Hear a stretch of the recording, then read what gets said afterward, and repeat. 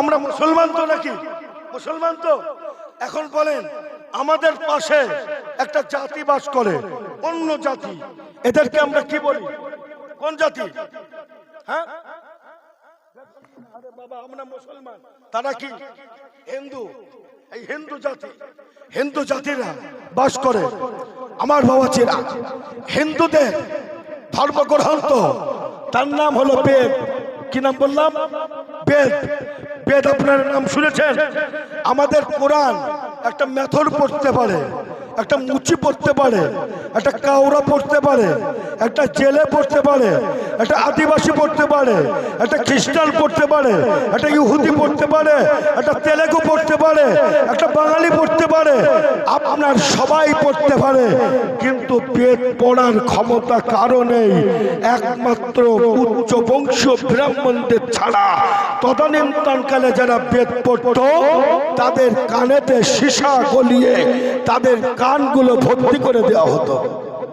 আপনার কানে যদি সীসা, তামা এইসব গলিয়ে দেওয়া হয়, আপনি পড়তে যাবেন?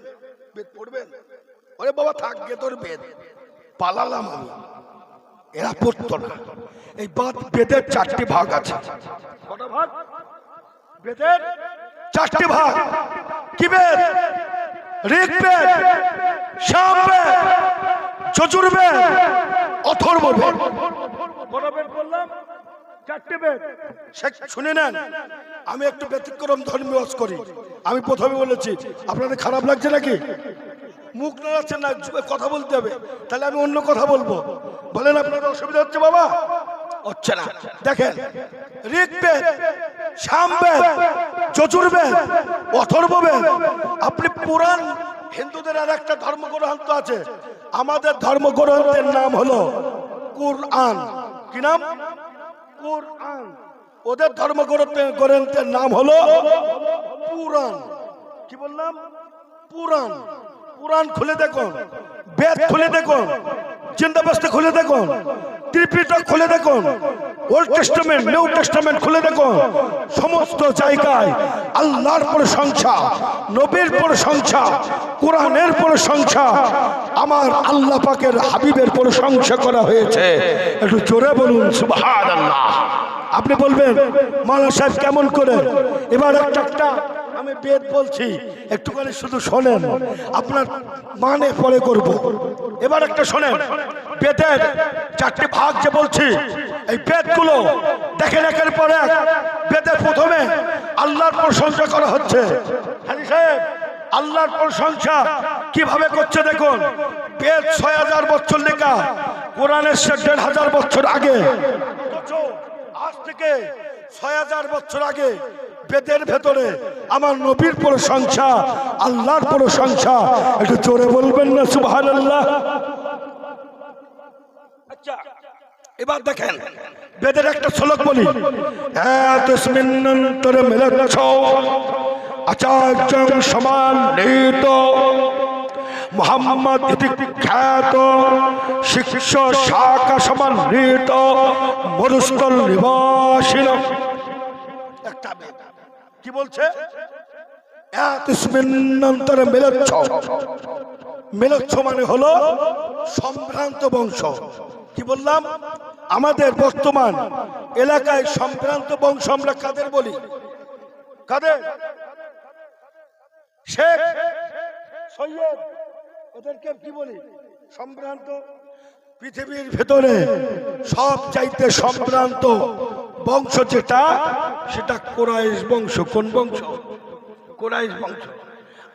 মনু বলছে, এ পৃথিবীর মানুষ, আমি তোমাদেরকে বলে গেলাম, শোনো, শেষের দিকে একজন কলির কলকি আসবে, তার নাম হবে, তার জন্ম হবে যেখানে, সেটা মিলেচ্ছ বংশ। তস্মিন্নন্তরে মিলেচ্ছ আচার্যং সমান্বিত মুহাম্মদ ইতি খ্যাত শিষ্য শাখা সমান্বিত মরুস্থল নিবাসিন। তার জন্ম হবে মিলেচ্ছ বংশে, উচ্চ বংশে, এবং তার অধিবাসী যারা হবে তারা মরুভূমির মরু এলাকার মানুষ হবে, এবং তার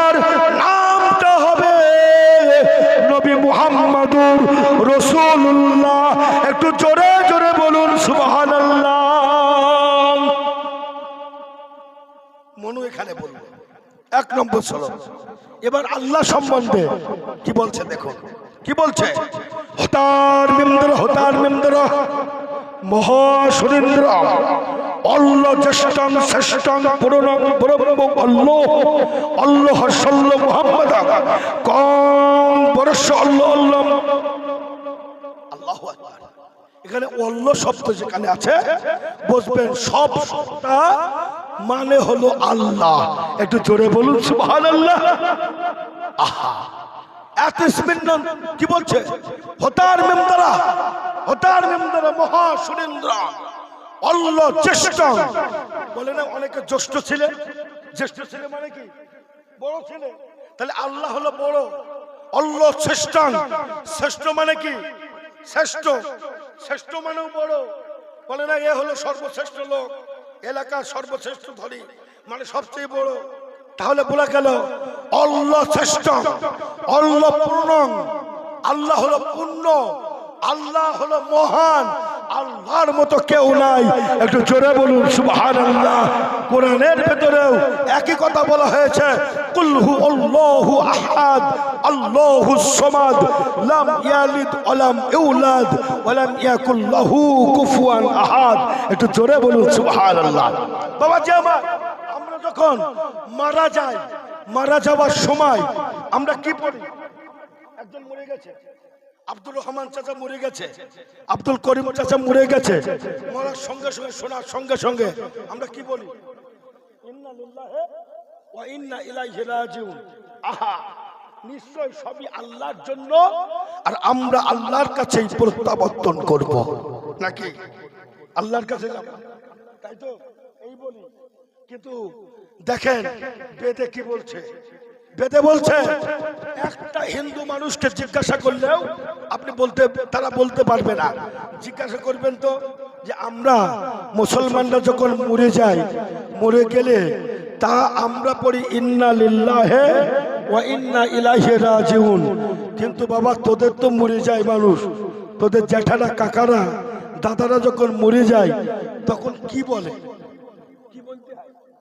জিজ্ঞাসা করবেন তো, ওদের জীবনও বলতে পারবে না, কারণ এদেরকে শিখায় না। আমরা আলেম মানুষ, আপনার একটা কিছু জানা না থাকলে আপনি আমাকে জিজ্ঞাসা করবেন। আমার যদি জানা থাকে আমি কি এটা বলবো না? কিন্তু ওদের কথাগুলো একটাও কাউকে, মানুষকে শেখায় না। আল্লাহর কসম করে বলছি, যদি শিখাতো তাহলে কোশ্চিন কালের জন্যেও তাদের অস্তিত্ব টিকে থাকতো না, সব ইমানের কলেমা পড়ে মুসলমান হয়ে যেত। বুঝলেন? শিখায় না। হ্যাঁ, কারণ কত কথা বলবো, আমরা পড়ি ইন্না লিল্লাহি ওয়া ইন্না ইলাইহি রাজিউন। আমার কথা যদি মিথ্যা হয়, আপনাদের অ্যান্ড্রয়েড মোবাইল আছে না, বড় মোবাইল, এইরকম, এই খোকা চুপ কর আব্বা, এইরকম মোবাইল, এইটাকে এতে গুগল আছে, গুগলে লিখবেন হিন্দুদের মরে যাওয়ার পরে বেদের কোন শ্লোকটা পড়তে হয়, নিজেই পেয়ে যাবে। আমি মিথ্যে কথা বললে কি পড়ে? আমরা মরে গেলে মানে পড়ি ইন্না লিল্লাহি ওয়া ইন্না ইলাইহি রাজিউন। অর্থাৎ আমরা সব আল্লাহর জন্য, আল্লাহর কাছে প্রত্যাবর্তন করব। তারাও বেদের ভাষায় বলে দিব্যান লোকস গচ্ছতু। কি বলে? দিব্যান লোকস গচ্ছতু, মানে হলো হে প্রভু, এই লোকটা মারা গেছে, একেও তুমি স্বর্গ দান করো। কি করলো?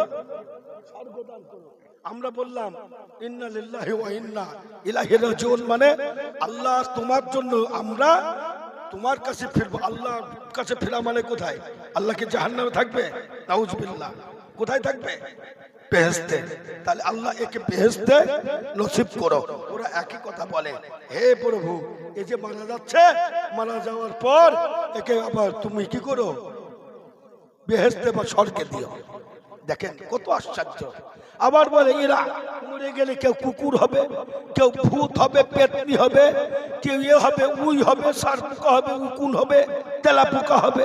আরে বাবা যদি তাই হয় তাহলে তোর বেদের ভিতরে লিখলো কেন এ মরে যাওয়ার পরে প্রভু একে তুমি স্বর্গে স্থান দিও, স্বর্গে যে একবার যাবে তাকে আর তেলাপোকা হয়ে আসতে হবে? সম্ভব? এবার আর একটা ভাইটাল বেদ বলে আমি আমার বক্তব্য অন্যদিকে ঘুরিয়ে নিয়ে যাব। বাবাজি আমার বলুন তো দেখি, হিন্দু দাদাদের, হিন্দু দাদাদের, হিন্দু কাকাদের যখন মরণের সময় হয় তখন তাদের কোথায় নিয়ে যাওয়া হয়? না, মরণের সময় বলেছি, আগের বার বলেছি মরে গেলে